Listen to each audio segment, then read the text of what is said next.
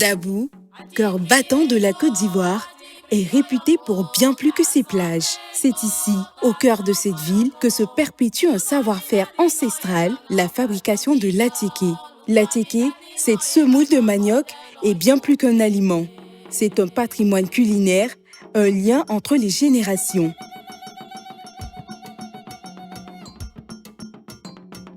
Tout commence dans les champs.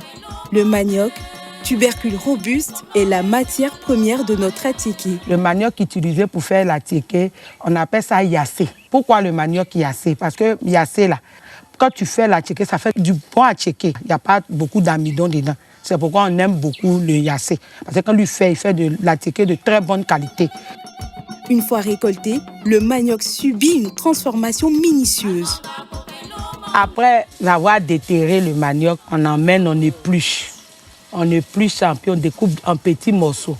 Puis tu laves ça bien pour enlever le sable. Parce que ça vient des terres.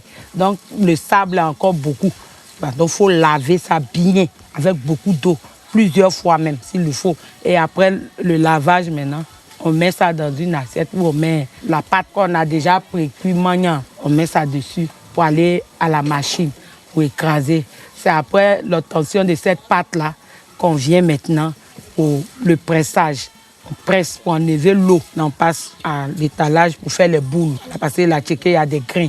Donc il faut faire passer ça sur le passoire pour que ça sorte un peu de grains. La pâte est séchée au soleil, puis vannée pour obtenir des grains fins et uniformes. La dernière étape est la cuisson à la vapeur. C'est elle qui donne à l'attiéké sa texture moelleuse et son goût inimitable.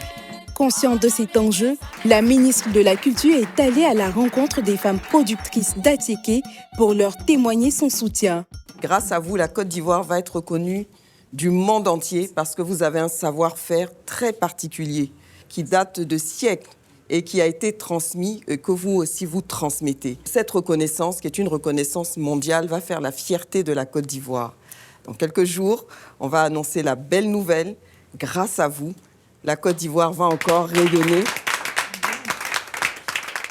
C'est une reconnaissance au président de la République qui permet que vous puissiez aujourd'hui vous associer en coopérative et que ce travail aujourd'hui puisse faire rayonner encore une fois le nom de la Côte d'Ivoire. Je voudrais vraiment vous féliciter, vous remercier et vous dire bravo, vous dire notre fierté.